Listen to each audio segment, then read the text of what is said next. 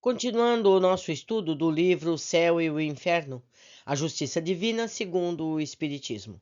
Esta é a tradução da primeira edição francesa, a original. Mais um caso, um médico ambicioso. A senhora B, de Bordeaux, não passou pelas comoventes angústias da miséria, mas foi por toda a vida vítima de dores físicas em consequência das numerosas doenças graves que a acometerem desde os 5 meses de idade. Por 70 anos, quase anualmente, alguma moléstia a levava à beira da morte. Tendo sido por 3 vezes envenenada em experiências que uma ciência inconsequente fez com ela, seu organismo debilitado, tanto pelos remédios quanto pelas doenças, deixou até o fim de seus dias entregue a um sofrimento intolerável, que nada conseguia atenuar. Sua filha, espírita cristã, médium, pedia a Deus, em suas preces, que aliviasse suas provas cruéis, mas seu guia espiritual disse-lhe que simplesmente pedisse forças para sua mãe suportá-las, com paciência, resignação, ditando-lhe as seguintes instruções: tudo tem a sua razão de ser na existência humana. Os sofrimentos que causastes, não há um só que não encontre eco nos sofrimentos por que passais. Nenhum de vossos excessos que não encontre contrapartida em uma de vossas privações. Uma lágrima que caia dos vossos olhos sem que seja para abluir uma falta, por vezes um crime. Enfrentai, portanto, com paciência, resignação as vossas dores físicas e morais, por mais cruéis que vos pareçam, e lembrai do lavrador, de membros alquebrados pela fadiga, mas que prossegue na lida sem parar, por sempre imaginar diante de si as espigas douradas que serão o resultado da sua perseverança. Tal é o destino do infeliz que sofre na terra, o desejo ardoroso da felicidade que constituirá o fruto de sua paciência torna-o forte diante das dores passageiras da humanidade. Isso acontece com tua mãe. Cada dor que ela aceita como expiação é uma nódoa do seu passado que se apaga. Quanto mais cedo todas as manchas se apagarem, mais cedo ela será feliz. A falta de resignação torna o sofrimento inútil, porque faz com que as provas precisem ser retomadas. Portanto, o mais útil para ela é coragem e submissão. É isso que se deve pedir a Deus e aos bons espíritos para ela. Tua mãe foi outrora um médico inteligente que vivia em meio ao conforto, cobrindo-se de dádivas e honras. Esse médico ambicionava glórias e riquezas, almejava alcançar o apogeu da ciência, não com a intenção de aliviar seus irmãos, pois não era um filântropo, mas apenas para aumentar a sua reputação, por conseguinte, sua clientela, de forma que nada se furtava com o objetivo de levar adiante as suas investigações. Com o intuito de estudar o processo das convulsões, provou-as na própria mãe, martirizando-a em seu leito de dor. Aqui a criança era submetida a experiências que lhe dariam a chave de determinados fenômenos. Ali, o velho via o seu fim precipitado, acolá um homem vigoroso que se sentia enfraquecer pelo estudo dos efeitos de tal ou qual substância. Experimentos todos levados a cabo sem que as infelizes vítimas sequer desconfiassem. A satisfação da cupidez, do orgulho, assim como a sede de ouro e fama foram as causas de sua conduta. Foram necessários séculos e terríveis provações para domar esse espírito orgulhoso e ambicioso, até que o arrependimento desde o início de seu programa de regeneração. A reparação rumo ao fim, porque as provas dessa última existência são suaves, se comparada àquelas por que já passou. Coragem, portanto, pois se a pena foi longa e cruel, a recompensa concedida pela paciência, pela resignação e pela humildade será grande. Coragem, todos vós que sofreis. Considerai quão breve a vossa existência material. Pensai nas alegrias da eternidade. Invocai a esperança, essa amiga dedicada de todo o coração sofredor. Invocai a fé, irmã da esperança, a fé que vos mostra o céu, onde a esperança permite que entreis antes do tempo. Invocai igualmente esses amigos enviados pelo Senhor, amigos que vos cercam, sustentam e amam, e cuja solicitude constante encaminhai-vos na direção daqueles que haveis ofendido ou transgredir as leis divinas. Após sua morte, A senhora B transmitiu tanto à sua filha como à Sociedade Espírita de Paris várias comunicações que refletem as mais elevadas qualidades a que confirmam os fatos narrados. Um deficiente mental. Sociedade Espírita de Paris, 1860. Charles de Saint-Dié era um menino deficiente mental de 13 anos de idade, ainda encarnado, cujas faculdades intelectuais eram limitadíssimas, a ponto de nem mesmo conhecer os pais, mal conseguir alimentar-se sozinho. Nele ocorrera a completa paralisia do desenvolvimento orgânico. A São Luís, poderia dizer-nos se é possível evocar o espírito dessa criança? Responde São Luís, sim, podeis evocá-lo, como se evocasseis o espírito de um morto. O menino não está morto. O menino é um débil, um deficiente mental, em situação de sofrimento. Vai ser evocado, apesar de estar vivo. Isso é simplesmente possível. Continuando. A resposta do Senhor leva-nos a supor que a evocação pode ser feita a qualquer momento, é verdade? Sim, sua alma prende ao corpo por laços materiais, não por laços espirituais. Ela pode sempre desligar-se. Evocando Charles Saint-Dié. Diz ele, sou um pobre espírito preso à terra, qual ave presa pelo pé. Em seu estado atual, como espírito, tem consciência do seu estado de invalidez na terra? Sim, sinto claramente o meu cativeiro. Quinta pergunta. Quando o seu corpo dorme, desligando o seu espírito, tem as ideias tão lúcidas como se estivesse em estado normal? Responde ele. Quando meu infeliz corpo repousa, sou um pouco mais livre para elevar-me em direção ao céu, onde eu respiro. Experimenta como espírito uma sensação penosa por conta de seu estado físico? Sim, já que é uma punição. Recorde-se de sua existência anterior? Ah, sim.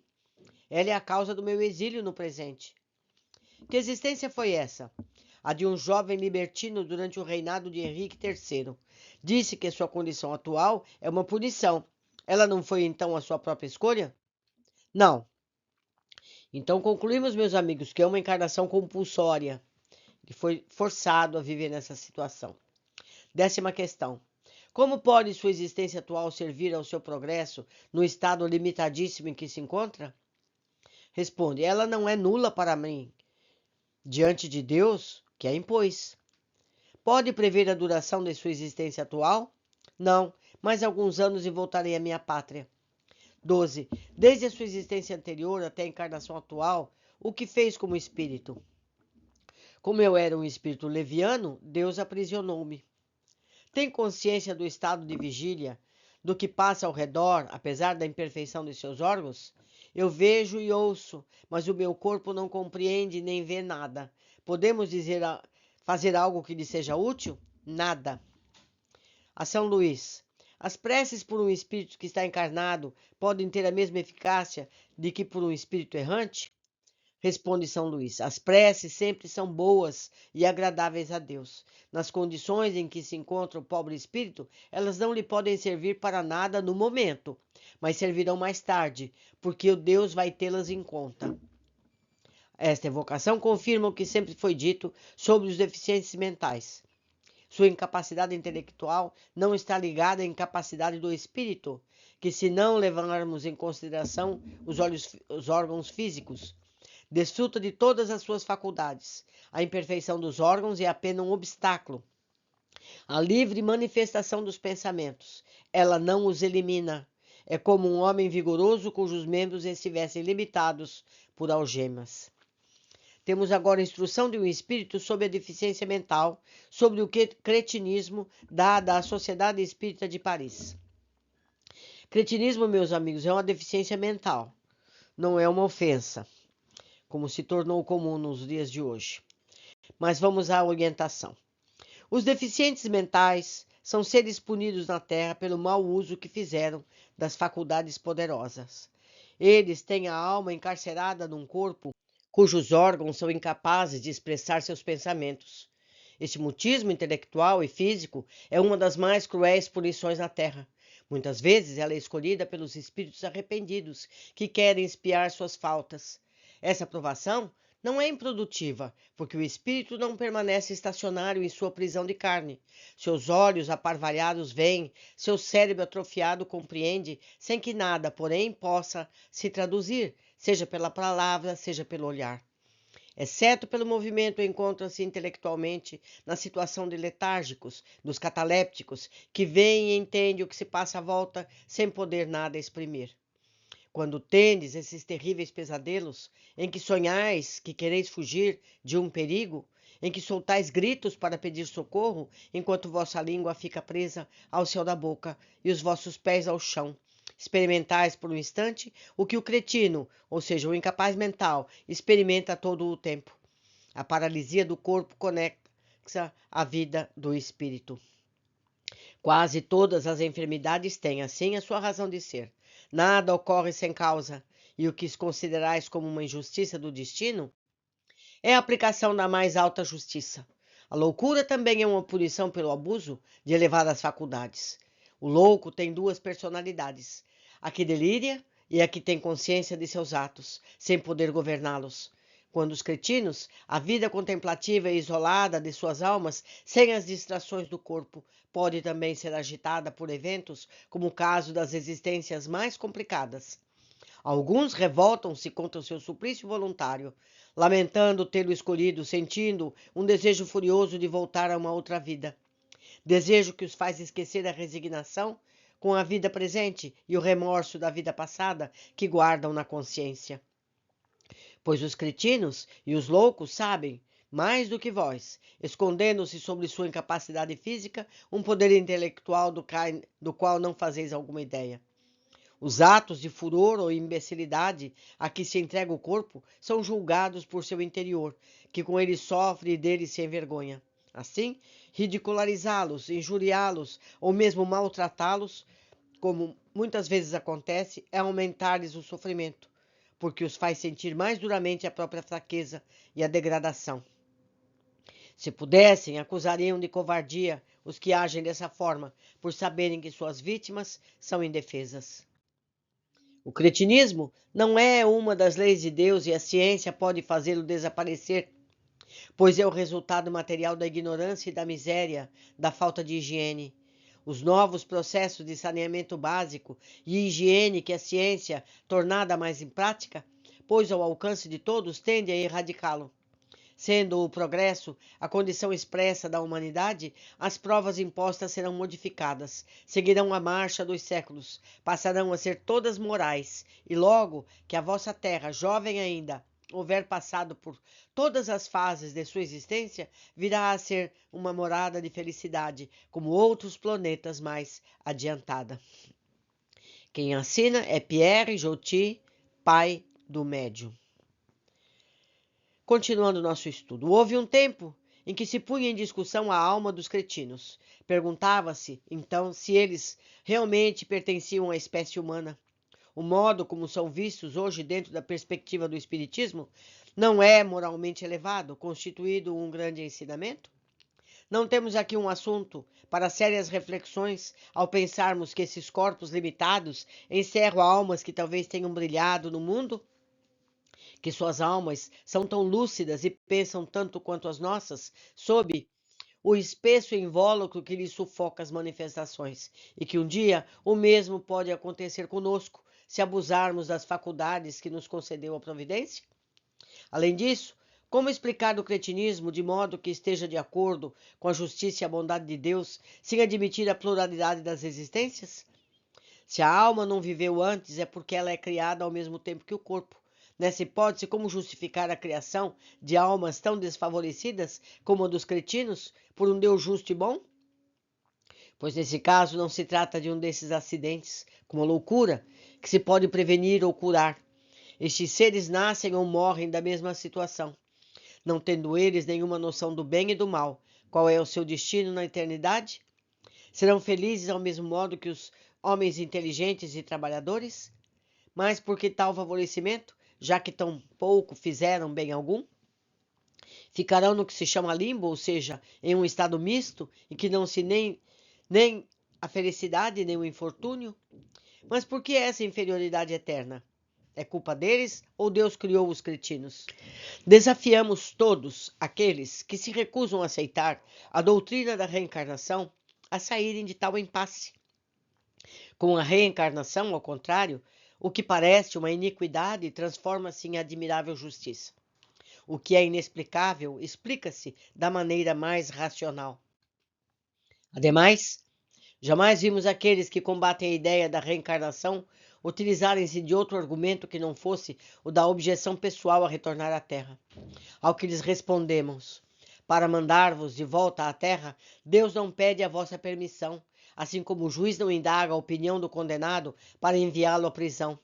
Cada qual tem a possibilidade de não precisar retornar à Terra, bastando para isso aperfeiçoar-se o bastante para merecer ascender a um mundo mais elevado. Nesses mundos felizes, porém, o egoísmo, o orgulho não são admitidos. Portanto, é para que nós livremos dessas enfermidades morais que precisamos trabalhar se quisermos avançar. Sabe-se que em certos lugares, os cretinos, longe de serem alvos de desdém, são cercados de generosa atenção. Tal sentimento não resultaria de uma intuição do verdadeiro estado desses desafortunados, quanto mais dignos de atenção, quanto uma vez que tais espíritos compreendem a situação em que se encontram, muito devem sofrer ao serem rejeitados pela sociedade? Considera-se até nesses lugares como um favor e uma bênção ter um desses seres em uma família. É superstição? É possível, porque entre os ignorantes a superstição mistura-se às ideias mais santas de que não se dão conta. De qualquer forma, porém, para os pais é uma ocasião de exercer uma caridade tanto mais meritória, pois sendo em geral pobres, ela constitui um encargo sem retorno material. Há mais mérito em cobrir de cuidados afetuosos uma criança desfavorecida do que aquela cujas qualidades possam oferecer algum tipo de compensação. Ora, a caridade do coração, sendo uma das virtudes mais agradáveis a Deus, sempre atrai a sua bênção para os que a praticam. Tal sentimento inato deve, essa gente equivale à prece. Obrigado, meu Deus, por ter nos dado como prova um ser fraco a sustentar, um aflito a consolar. Temos aqui uma nota. A autonomia moral, segundo o Espiritismo, expõe o fato de que a humanidade se constitui de espíritos em diversas fases evolutivas, todas lutando por seu aperfeiçoamento. Cada vida tem um objetivo em si, cada tribulação é um recurso para o entendimento. A vida humana em nosso planeta é uma escola. Não há lugar para qualquer tipo de preconceito. Todos devem ter oportunidade. O portador de deficiência mental pode ser um espírito de elevada inteligência, vivenciando uma prova ou expiação para o seu aperfeiçoamento.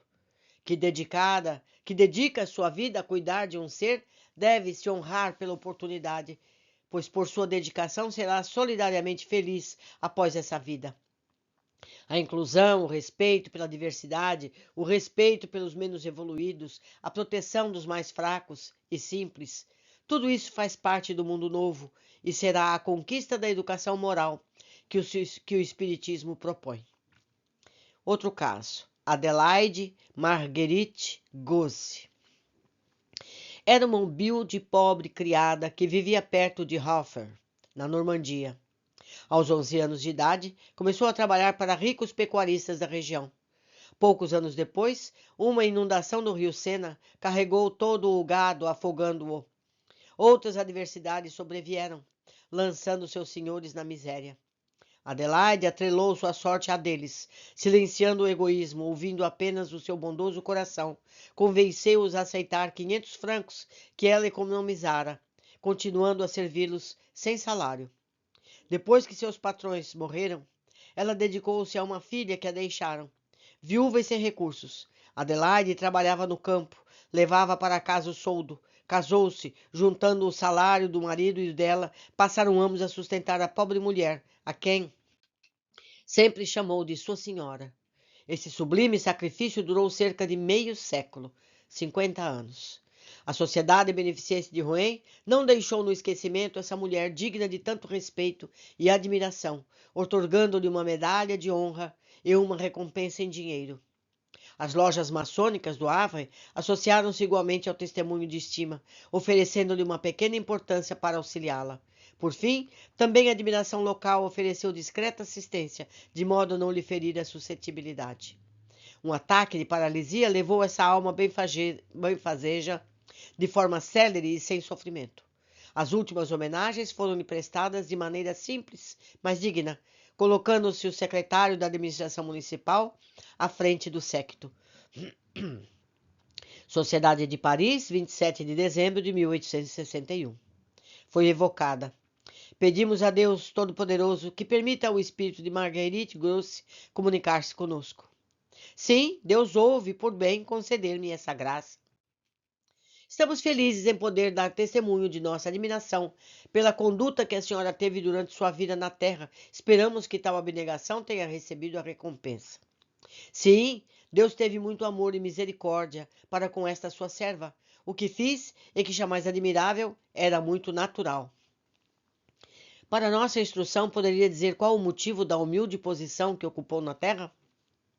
Eu havia ocupado, em 2 existências sucessivas, uma posição bastante elevada.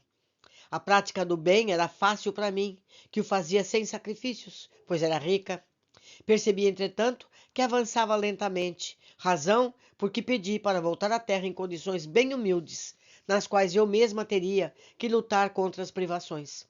Para isso, preparei-me durante muito tempo. Deus alimentou-me coragem e pude alcançar o objetivo a que me propusera graças à ajuda espiritual que me foi concedida por Deus. Voltou a ver seus antigos patrões? Diga-nos, por favor, qual a sua posição com relação a eles? Considera-se ainda subordinada a eles? Sim, eu os revi. Quando cheguei, eles aqui estavam. Digo-vos humildemente que me consideram muito superior a eles. Tinha a senhora um motivo particular para ligar-se a eles e não a outras pessoas? Nenhum motivo específico obrigava-me. Eu teria atingido o meu objetivo em outro ambiente. Para retribuir-lhes uma dívida de reconhecimento, foi que os escolhi. Outrora haviam sido bons para mim, ajudando-me. Que futuro pressente para si? Espero reencarnar num mundo em que se desconheça a dor. É possível que me julgueis muito presunçosa, mas respondo-vos com todo o vigor do meu coração. De qualquer forma, remeto a questão a Deus. Agradecemos por atender o nosso chamado e estamos certos de que Deus a acumulará de bênçãos. Obrigada, que Deus vos abençoe, permitindo a todos, ao desencarnar, experimentar as alegrias tão puras quanto as que me foram concedidas. Clara Rivière, outro caso. Clara Rivière era uma menina de 10 anos de idade que pertencia a uma família de camponeses na aldeia do sul da França. Encontrava-se completamente doente havia 4 anos. Durante a vida, nunca se lamentou ou deu sinal de impaciência. Embora sem instrução, ela consolava a família aflita, falando sobre a vida futura, sobre a felicidade que ali deveria encontrar. Veio a morrer em setembro de 1862, após 4 dias de torturas e de convulsões, durante as quais não deixou de orar a Deus. Dizia: eu não tenho medo da morte, pois depois dela uma vida de felicidade está reservada para mim. A seu pai, que chorava, falava: console-se, eu voltarei para visitá-lo. Sinto que minha hora está próxima, mas quando chegar eu saberei antes e avisarei. De fato, quando o momento fatal era iminente, ela convocou os familiares e disse: não tenho mais do que 5 minutos de vida. Deem-me todas as mãos. Morreu como havia anunciado. Desde então, um espírito batedor tem vindo visitar a casa do casal Rivière, causando grande transtorno. Bate na mesa como se usasse uma marreta, agita cortinas, revira a louça. Esse espírito se apresenta com a aparência de Clara, a sua irmãzinha, que tem apenas 5 anos. De acordo com a menina, Clara, sua irmã, falou-lhe diversas vezes, aparições que a fazem dar-se, como frequência, gritos de alegria e dizer: vejam, vejam, Clara está linda. Evocaram então Clara Rivière. Estou junto de vós, disposta a responder.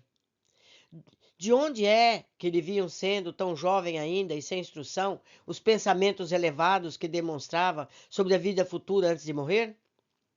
Responde ela: do ponto tempo que devia a passar ao vosso mundo, assim como de minha encarnação anterior. Eu era médium quando deixei a terra, antes de médium novamente ao retornar entre vós. Era uma predestinação. Eu sentia e via o que falava. Como se explica que uma criança com sua idade não tenha feito nenhuma queixa durante 4 anos de sofrimentos? Não me queixava porque o sofrimento físico era domado por uma força maior, a do meu anjo guardião, que eu podia ver continuamente perto de mim. Ele sabia aliviar tudo o que eu sentia, tornando a minha vontade mais forte que a dor. Como soube com antecedência do momento de sua morte? Meu anjo guardião avisou-me. Ele jamais me enganou. Disse a seu pai: console-se, eu voltarei para visitá-lo. Como se explica que, com sentimentos tão bons por seus pais, venha atormentá-los depois da morte, causando desordens em sua casa? Responde ela: eu tenho uma prova, sem dúvida, ou antes, uma missão a cumprir. Se venho rever meus pais, acreditais que seja isso por nada? O barulho, a perturbação, o transtorno provocados por minha presença são uma advertência. Sou ajudada por outros espíritos, cuja agitação tem um certo papel, como eu tenho o meu ao aparecer a minha irmã. Graças a nós, muitas convicções surgirão. Meus pais tinham que passar por uma provação. Em breve ela cessará, mas somente após terem levado a convicção a uma multidão de espíritos. Não causa, portanto, pessoalmente a perturbação? Sou ajudada por outros espíritos que são úteis à prova reservada aos meus queridos pais. Se não produziu essas manifestações, como pôde vossa irmã reconhecê-la? Minha irmã viu somente a mim. Ela agora adquiriu uma segunda vista, e não será a última vez que a minha presença virá consolá-la e encorajá-la. Por que ainda tão jovem tantas enfermidades a afligiram? Tinha faltas anteriores a expiar. Abusei da saúde, da brilhante posição que usufruía em minha encarnação anterior. Deus disse-me então: tu desfrutaste muito, desmedidamente, sofrerás da mesma medida. Eras orgulhosa, serás agora humilde. Envaidecia-te de tua beleza, serás agora disforme. Em vez da vaidade, lutará por adquirir a caridade e a bondade. Agi conforme a vontade de Deus, contando com a ajuda de meu anjo guardião. Deseja que eu diga algo aos seus pais? A pedido de um médium, meus pais fizeram muita caridade. Eles estavam certos ao não orar apenas com os lábios. É preciso fazê-lo com a mão e com o coração. Dar aos que sofrem é orar, é ser espírita. Deus deu todas as almas o livre-arbítrio, isto é, a faculdade de progredir.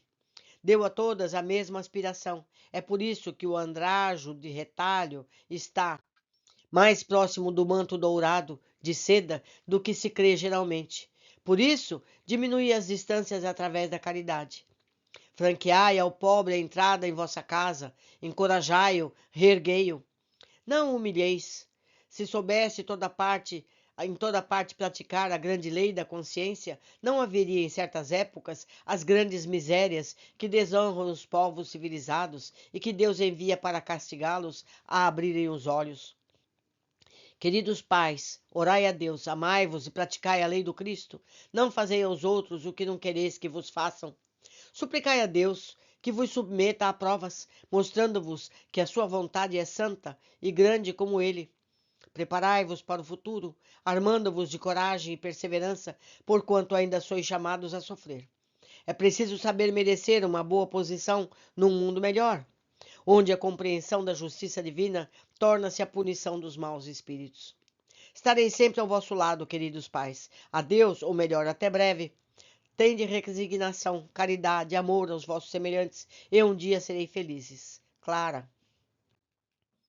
É um belo pensamento esse. O andrajo de retalhos está mais próximo do manto dourado de seda do que se crê geralmente. É uma alusão aos espíritos que, de uma existência para outra, passam de uma posição brilhante para uma posição humilde ou miserável, pois muitas vezes espiam em um meio inferior o abuso que fizeram dos dons que Deus lhes concedera. É uma justiça que todos compreendem. Um outro pensamento, não menos profundo, é o que atribui as calamidades dos povos ao desrespeito à lei de Deus, porque Deus castiga os povos assim como castiga os indivíduos. É certo que, se praticassem a lei da caridade, não haveria guerras ou grandes misérias. É a prática dessa lei que o Espiritismo conduz. Será então por isso que encontra inimigos tão ferozes? As palavras dessa menina a seus pais seriam aquelas de um demônio? François Vernier, cega de nascença, filha de um lavrador das proximidades de Toulouse, morreu em 1855, com a idade de 45 anos. Dedicava-se com afinco ao ensino do catecismo às crianças, preparando-as para a primeira comunhão. Tendo sido mudado o catecismo, ela não teve dificuldade alguma para ensinar-lhes o novo, por conhecer ambos de cor. Numa noite de inverno, voltando de uma longa excursão em companhia de sua tia, tiveram as duas que atravessar uma floresta por caminhos íngremes e escorregadios. As duas mulheres precisaram andar com cautela à beira de escarpas. Sua tia queria conduzi-la pela mão, ao que ela redarguiu: Não se preocupe comigo, não corro risco de cair. Vejo sobre o ombro uma luz que me guia. Diga-me, sou eu quem vos conduzirá. E assim elas terminaram a jornada, sem incidentes, a cega conduzida pelaquela que via. Evocação em Paris, maio de 1865. Teria a bondade de explicar-nos essa luz que a guiava na noite escura e que era visível apenas à senhora? Como assim? Pessoas como vós, que estão em contínuo contato com os espíritos, precisariam de uma explicação para tal fato? Era meu anjo guardião que me guiava.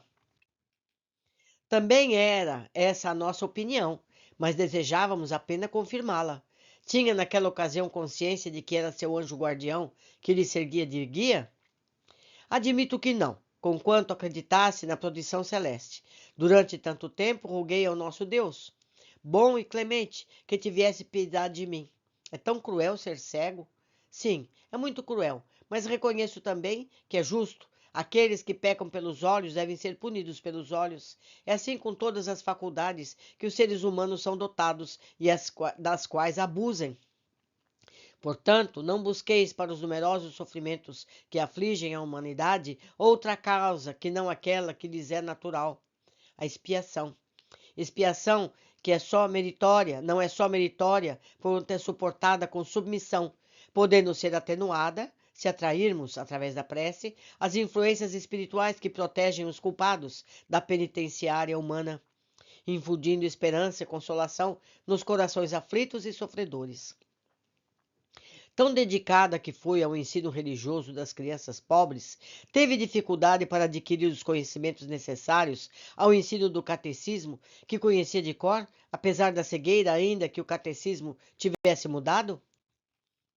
Responde ela: os cegos têm, em geral, outros sentidos duplicados, e posso assim dizer, sendo a capacidade de observação uma de suas maiores faculdades por natureza.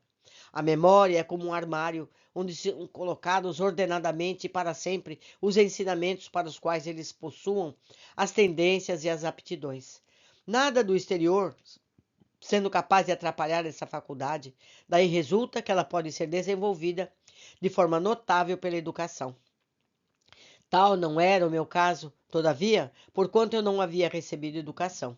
Por conta disso, agradeço mais intensamente a Deus por haver consentido que tal faculdade tenha sido suficiente para que eu cumprisse a missão de dedicação às crianças, que constituía ao mesmo tempo uma reparação pelo mau exemplo que eu lhes dera em minha existência anterior. Tudo é assunto sério para os espíritas, que têm apenas que olhar ao redor para tal busca, mais útil, inclusive, do que se deixar mistificar pelas sutilezas filosóficas de certos espíritos que se divertem lisonjeando-lhes o orgulho com frases de grande efeito, mas vazias de sentido. Pela sua linguagem, podemos constatar seu adiantamento moral, assim como sua conduta na Terra prova o seu adiantamento moral. Ainda tenho muito a adquirir. Mas há inúmeras pessoas na terra que passam por ignorantes porque lhes cobre a inteligência o véu da expiação. Mas com a morte caem todos os véus, e esses pobres ignorantes, muitas vezes, revelam-se mais instruídos do aqueles a quem inspiravam desprezo. Acreditai, o orgulho é a pedra de toque pela qual se reconhecem os seres humanos. Todos aqueles que tiveram o coração acessível à lisonja ou que têm demasiada confiança no próprio conhecimento estão no mau caminho. Geralmente não são sinceros, desconfiai deles. Sede humildes como Cristo e como Ele carregai vossa cruz com amor, para que vos seja franqueada a entrada no reino dos céus. François Vergnes. Muito bonito capítulo, aprendemos muito. O nosso próximo capítulo será o último dessa série. Espero que estejamos aproveitando muito. Abraços.